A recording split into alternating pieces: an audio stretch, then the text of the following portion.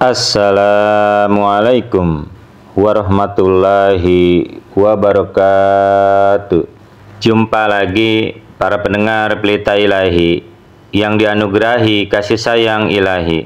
Dalam hari yang penuh keberkatan ini, saya ingin menyampaikan berkenaan dengan Badalah Haji Hadrat Masih Maud alaihissalam oleh seorang sahabat Hafiz Ahmadullah Sahib radhiyallahu anhu. Beberapa hari yang lalu saya mendapatkan pertanyaan ini dari Tuan Abdul Mun'im Jemaat Gondrong sekarang. Pada tahun 2000 ketika saya berkhidmat di Jemaat Jakarta Barat, beliau sebagai ketua di sana.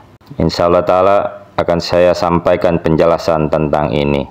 Apa itu Badalah Haji? Badalah haji adalah kegiatan menghajikan orang yang telah meninggal atau yang belum haji, atau menghajikan orang yang sudah tak mampu melaksanakannya secara fisik disebabkan oleh suatu uzur, seperti sakit yang tidak ada harapan sembuh. Para pendengar Pelita Ilahi yang dianugerahi kasih sayang ilahi, jika kita merenungkan sabda Nabi Muhammad Rasulullah Shallallahu Alaihi Wasallam, kita mendapati bahwa orang lain dapat melaksanakan kewajiban haji atas nama orang yang tidak mampu melakukannya karena tidak adanya syarat yang mewajibkan haji baginya, dan ini dikenal dengan Badalah Haji.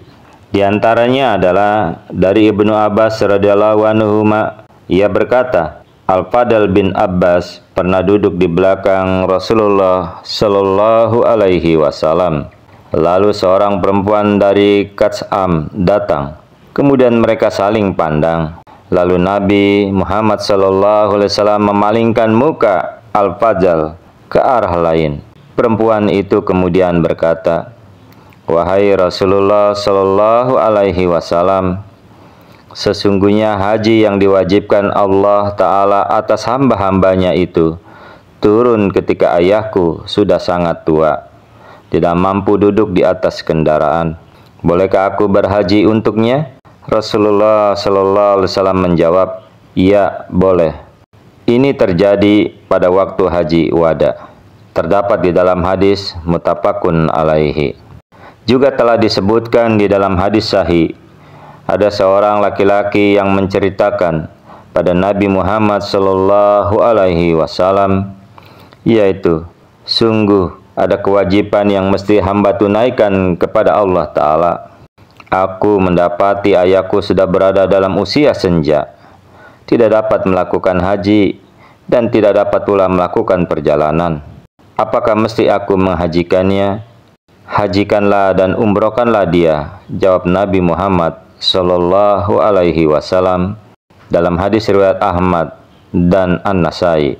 Begitu juga di dalam hadis yang lain yang sahih, ada seorang wanita berkata, "Wahai Rasulullah Sallallahu Alaihi Wasallam, sesungguhnya ibuku bernazar untuk berhaji, namun dia tidak berhaji sampai dia meninggal dunia.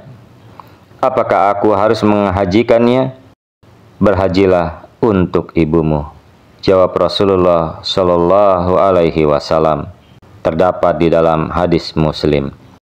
Demikian pula ada kisah tentang seseorang yang menunaikan haji atas nama saudaranya, Subruma, dan Nabi Muhammad Mustafa Rasulullah Sallallahu Alaihi Wasallam tidak melarangnya untuk melakukannya. Terdapat di dalam hadis Abu Daud. Jadi, para pendengar Pelita Ilahi yang dianugerahi kasih sayang ilahi, berdasarkan hadis-hadis Nabi besar Muhammad Rasulullah Sallallahu Alaihi Wasallam wa khattaman nabiyyin yang disebutkan di dalam hadis tadi, badal haji itu diperbolehkan. Makanya haji juga dilakukan atas nama Hadrat Masih Maud alaihissalam, di mana Hadrat Mirza Bashir Ahmad Sahib radhiyallahu anhu telah menyatakan hal ini, yaitu, ibu saya bercerita, suatu ketika Hadrat Masih Maud alaihissalam di hari-hari terakhir hidup beliau menyatakan niat beliau untuk menunaikan haji di hadapan saya. Oleh karena itu, saya berhasil mendatangkan seseorang untuk menunaikan haji atas nama beliau setelah beliau wafat.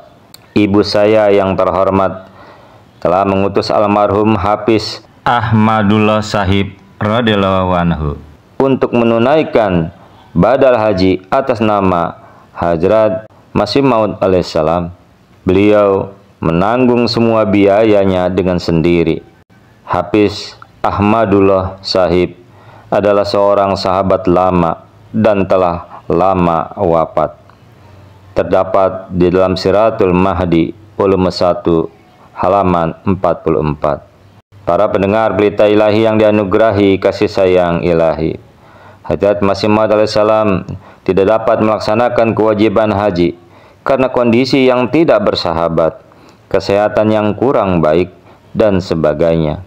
Jika orang-orang yang tidak menyukai Ahmadiyah merenungkan kitab suci Al-Quran dan hadis-hadis Nabi Muhammad SAW, mereka akan dengan mudah memahami faktor-faktor yang menyebabkan Hadrat Masih Maud alaihissalam tidak dapat melaksanakan perjalanan haji.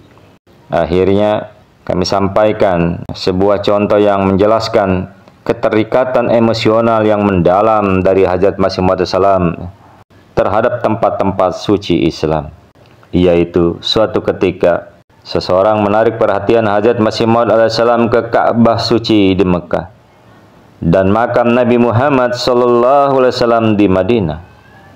Beliau menjadi sangat terharu dan berkata, "Akankah aku dapat melihat makam Nabi Muhammad SAW?" Emosi memuncak dalam diri beliau dan air mata mengalir di wajah beliau alaihissalam. Terdapat di dalam Tahrirat Mubarakah halaman 155 sampai dengan 156. Itulah para pendengar Pelita Ilahi yang dianugerahi kasih sayang ilahi berkenaan dengan badal haji Hadrat Masih Maud alaihissalam yang dilakukan oleh seorang sahabat yang bernama Hafiz Ahmadullah Sahib radhiyallahu anhu. Mudah-mudahan hal ini menjadi penjelasan bagi kita semua untuk menjawab tuduhan-tuduhan orang-orang yang tidak baik. Allahumma amin. Assalamualaikum warahmatullahi wabarakatuh.